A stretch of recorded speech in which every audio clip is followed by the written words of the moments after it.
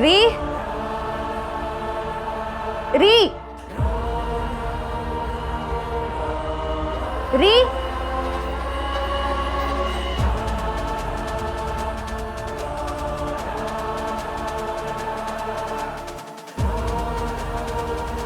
ಯಾಕೋ ಹೀಗೆ ಹೆದರ್ಕೋತಾ ಇದೀಯಾ?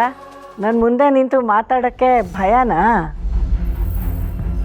ಅದೇನೋ ಹೌದು, ಆದರೆ ಅಮ್ಮೋರೆ ಯಾಕೋ ಗೊತ್ತಿಲ್ಲ, ಮೊನ್ನೆಯಿಂದ ಇವ್ರಿಗೆ ಚಳಿ ಜ್ವರ, ಅದಕ್ಕೆ ಹಿಂಗಾಡ್ತವ್ರೆ. ಅದನ್ನು ಹೇಳಕ್ಕೆ ನಿನಗೆ ಬಾಯಿಲ್ವೇನೋ? ಚಳಿ ಜ್ವರ ಬರೋವಂಥದ್ದು ಏನಾಯ್ತು? ನಿನ್ನ ಹೆಂಡತಿ ಗರ್ಭಿಣಿ, ಇಂಥ ಸಮಯದಲ್ಲಿ ನೀನು ಅವಳನ್ನು ಚೆನ್ನಾಗಿ ನೋಡ್ಕೋಬೇಕೇ ಹೊರತು ಅವಳ ಕೈಯಿಂದ ನೀನು ಸೇವೆ ಮಾಡಿಸ್ಕೋಬಾರ್ದು. ಆಯ್ತಮ್ಮವ್ರೆ, ಚೆನ್ನಾಗಿ ನೋಡ್ಕೊತೇನೆ. ನೀನೇ ಹೀಗೆ ನಡುಕ್ತಾ ಇದೀಯಾ?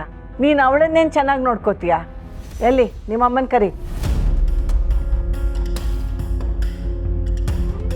ಮಾಮ್ ಮಾಮ್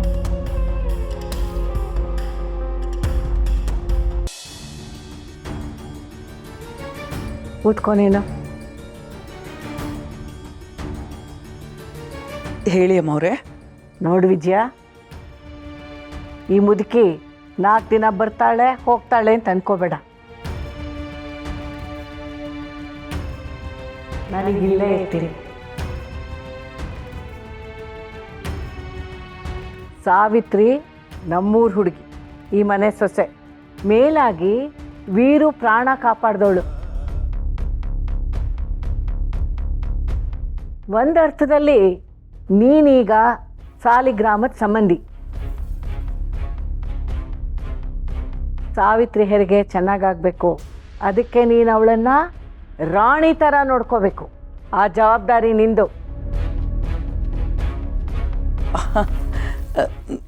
ನಾನು ಅವಳನ್ನ ರಾಣಿ ಥರನೇ ನೋಡ್ಕೋತಾ ಇರೋದು ಅಮ್ಮವ್ರೆ. ಕೇಳಿ ಅವಳನ್ನೇ ಅಲ್ವೇನಮ್ಮ?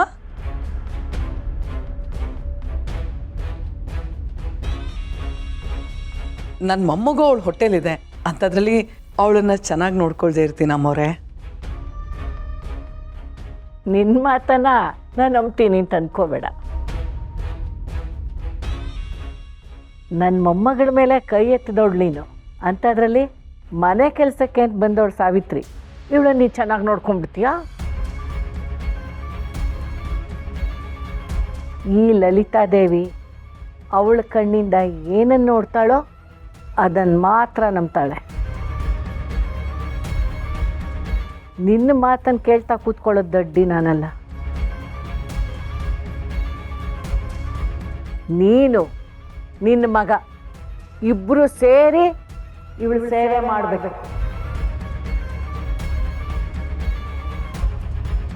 ಅದನ್ನು ನಾನು ಕಣ್ಣಾರೆ ನೋಡಬೇಕು. ಅರ್ಥ ಆಯ್ತಾ?